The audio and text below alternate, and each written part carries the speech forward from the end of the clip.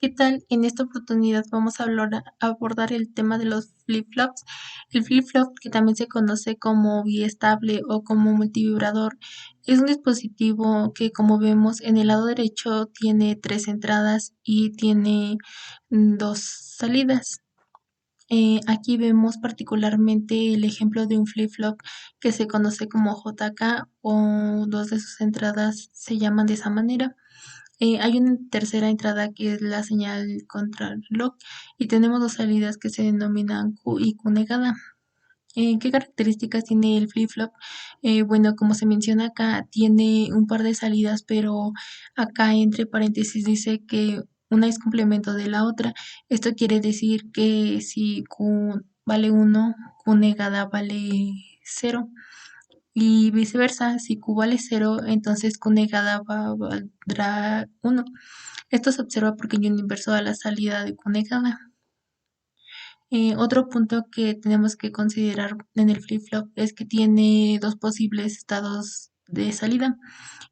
Cuando uno escuche el concepto de estado de flip-flop, se referirá a los valores que tenga en la salida Q o Q negada. Esto quiere decir que, por ejemplo, si Q es igual a uno y Q negada es igual a cero, esto representará un estado, si Q vale cero, Q negada vale uno, esto representará un estado. Por eso se dice acá que tiene dos posibles estados. Usualmente en sus estados se llama set y el otro reset.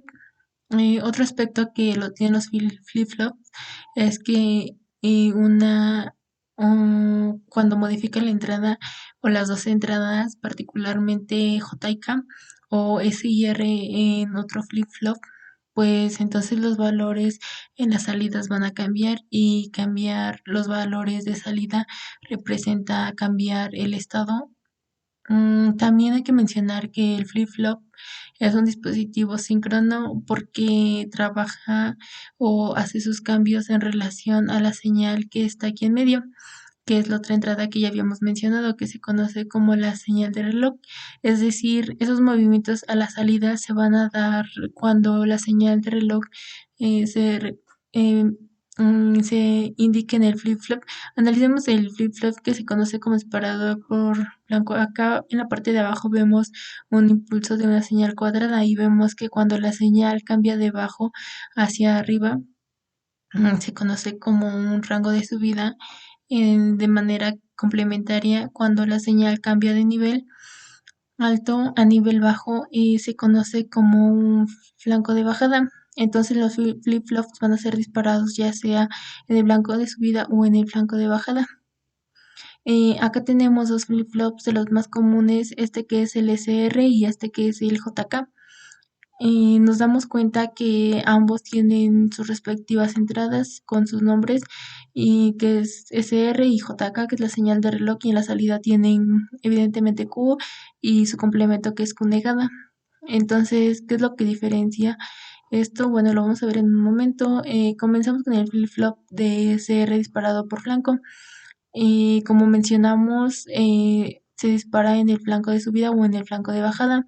Acá tenemos las dos imágenes de los flip-flops, en donde podemos observar que la única diferencia que existe es que en el flip-flop del lado derecho aparece em, después de cada entrada de reloj.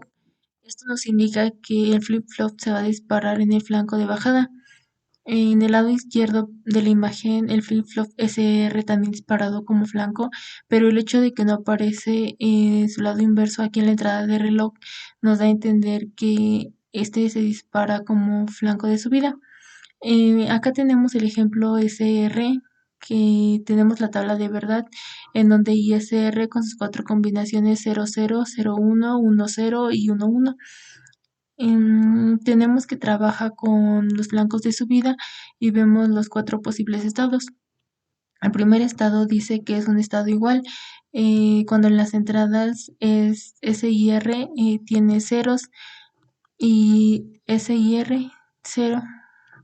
Esto cambia a estos valores. ¿Por qué? Porque S y R pudieron tener valores diferentes previo a esto, lo que dice que el estado, recordemos, son los valores que tiene Q y Q negada, no van a cambiar. Q va a tener el mismo estado y Q negada, por ejemplo, imaginemos que Q tenía un valor y 1 y Q negada el valor de 0. Ya sabemos cómo se ocasiona esto, pero en ese intervalo de tiempo entre flancos de subida y el flanco de bajada pusimos a S como un 0 y a R con 0. Entonces tenemos un flanco de subida y este estado nos dice que se va a mantener igual. Entonces quiere decir que después de su flanco de subida, Q va a seguir valiendo 1 y Q negada va a seguir valiendo 0.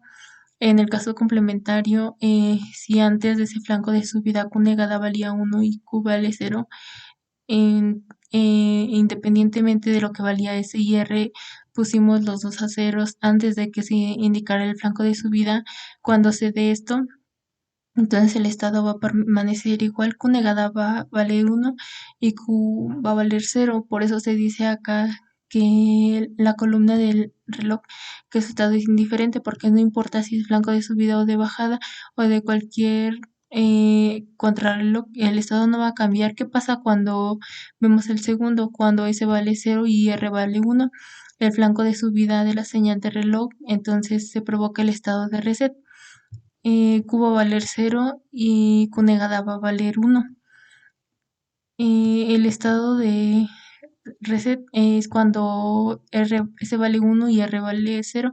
El flanco de subida se va a cuestionar y por lo tanto Q va a valer 1 y Q negada va a valer 0.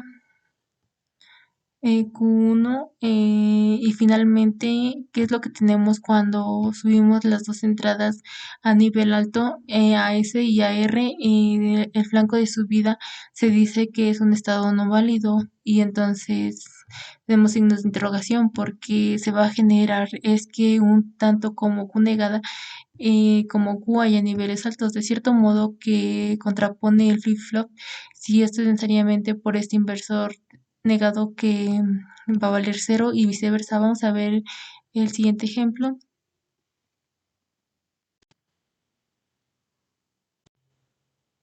Aquí tenemos al flip-flop SR, tenemos la entrada S, tenemos la entrada R y tenemos la salida Q y tenemos la salida Q negada. Vamos a poner la simulación y veamos que teniendo en S el valor de 1 y en R el valor de 0, entonces Q deberíamos tener el estado alto y en Q negada el estado bajo. Vemos en la simulación y vemos cómo se provoca el estado de reset. Si nosotros ahora ponemos el estado alto en R y el estado bajo en S, entonces lo que vamos a tener el estado de reset, es decir, que Q negada con esto les va a encender y Q va a apagarse. Vamos a darle play y ahí tenemos ese cambio. Vamos al tercer caso. Paramos la simulación y ahora vamos a ponerle ambos cero. Recordemos que ese estado no cambia, entonces una vez que le demos play a la simulación se debe de mantener en ese estado, que es Q negada 1 y Q 0. Le damos play y vemos como el hecho de tener 0 0 nos mantiene el flip-flop en SR en el estado. Finalmente paramos la simulación y vamos a ponerle a esto va a provocar que Q negada encienda y como ya hemos dicho en un estado no válido porque simplemente las salidas deben ser complementarias. Damos play y vemos como tanto Q negada como Q vale 0. Vamos a ver un ejemplo. Tenemos acá en la parte superior a la señal de reloj, tenemos 1, 2, 3 y 4, 4 impulsos. Entonces nos vamos a fijar únicamente en los flancos de subida. Recordemos que las señales S y R pueden estar cambiando durante todo ese tiempo, pero nosotros nos vamos a concentrar en los flancos de subida. Acá, por ejemplo, la entrada S tiene un valor de 0 y la entrada R también tiene ese mismo valor. Q en este caso vale cero y Q negada vale, bueno, cuando la señal o el tiempo empieza a avanzar y se da el flanco de subida, tenemos que observar los valores que tiene S y R. En ese instante vemos que S vale cero y R vale cero. Y si recordamos, S0 y R0 no provoca un cambio en las salidas. Por eso Q, vean cómo en ese instante después se mantiene en ceros. Para el caso de Q negada que estaba en Q, esa combinación de 0, 0 en esa entrada también va a permitir que se siga manteniendo ese valor porque en la tabla de verdad así lo establece. En dos ceros no provoca cambio en el estado y recordemos que el estado es la combinación de los valores de Q y Q negada. Como podemos observar en ese trayecto de tiempo, R cambia, pero el flip-flop no va a cambiar su estado cuando se haga el cambio en las entradas si es que no se ha todavía presentado a lo largo de su vida. Por eso vemos como, aunque ya mantuvo el nivel de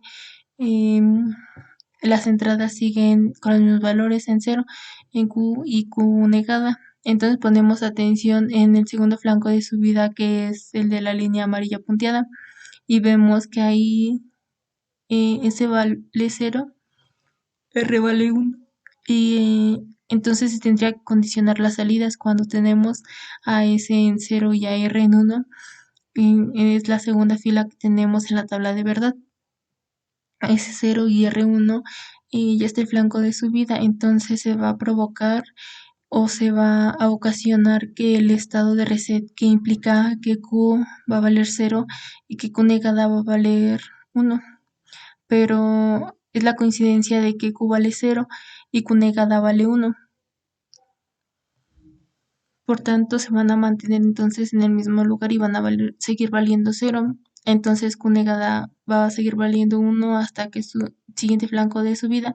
Entonces, vemos también que en ese trayecto también como SR cambian, pero nuevamente nos debemos de fijar en los flancos de subida de la señal de reloj, que es donde tendremos que evaluar.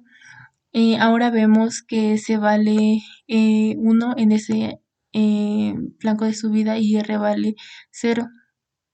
Si vamos a la tabla de verdad, S1 y R0 tienen un flanco de subida, van a provocar el estado de reset y S da cuenta de que Q vale 1 y Q negada vale cero. Por eso vean que hasta este tercer flanco de subida Q pasa de bajo a alto porque en el estado de set que vale 1 y Q negada va a pasar a cero porque en ese estado Q negada vale cero. Nuevamente vemos que en ese trayecto de tiempo tanto R como S cambian de valor, pero nos debemos de fijar en el flanco de subida que es el que aparece en el cuarto impulso. En ese instante se va a decir que se va a evaluar a S que vale cero y R vale 1 y esto va a provocar que el estado de reset debe de valer 0Q y por eso varía y R1 y pasa a 0. Entonces Q negada en el estado de reset que va a valer 1 y Q0 ahora pasa. Ahora vamos a ver el flip-flop más común, el JK, disparado por un flanco. En la tabla de verdad del flip-flop JK, a diferencia de SR, la única diferencia que muestra es en el estado 1-1. Vemos como 0-0 muestra una permanencia de estado, no hay cambio. 0-1 reset, 1-0 set y 1-1 que era un estado no válido o un estado prohibido cuando estaban los flancos de subida en la señal de reloj, ahora va a provocar un estado de vacuación. Es como si tuviéramos un semáforo de un tren que está en rojo y verde. Se apaga el rojo, se prende el verde, se apaga el verde y se prende el rojo y de manera continua. Ese es el estado basculación que presenta el flip-flop JK. Bueno, aquí tenemos nuevamente un ejemplo de un diagrama de tiempos donde ahora analizamos que el flip-flop de JK y el objetivo es que nosotros veamos cómo es el estado de basculación. Tenemos la señal de reloj en la parte de arriba, tenemos igual cuatro impulsos para poder evaluar esa señal. Tenemos la señal JK, tenemos la salida Q y Q negada. Eh, ¿Qué pasa en el primer flanco de subida que es el de acá? Bueno, nos podemos dar cuenta que en ese instante de tiempo J vale 1, K vale 0 y por lo tanto sabemos que eso provoca el estado de Z. Q venía en 0, pero como en ese instante se provoca ese estado, entonces pasa a 1. Vean cómo Q negada venía en 0, pero el estado provoca en Q negada, por lo tanto se sigue en ese valor. Hay cambios en la señal. Si hay o no hay no nos interesa. Nos vamos a fijar cuando sea el segundo flanco de subida que está acá y vean cómo está acá este flanco de subida. J pasa a 0 y K vale 1. En esa condición de 0 a J y 1 en K, vamos a ocasionar en el estado de reset y recordemos el estado de reset J0 K1 nos provoca que Q haya 0 y Q negada haya 1. Por lo tanto, vean como Q que venía en 1, porque está en estado de set, ahora pasa a ser finalmente Q negada que venía en 0 por estar ahora en el estado de reset, va a pasar al nivel alto. Perfecto.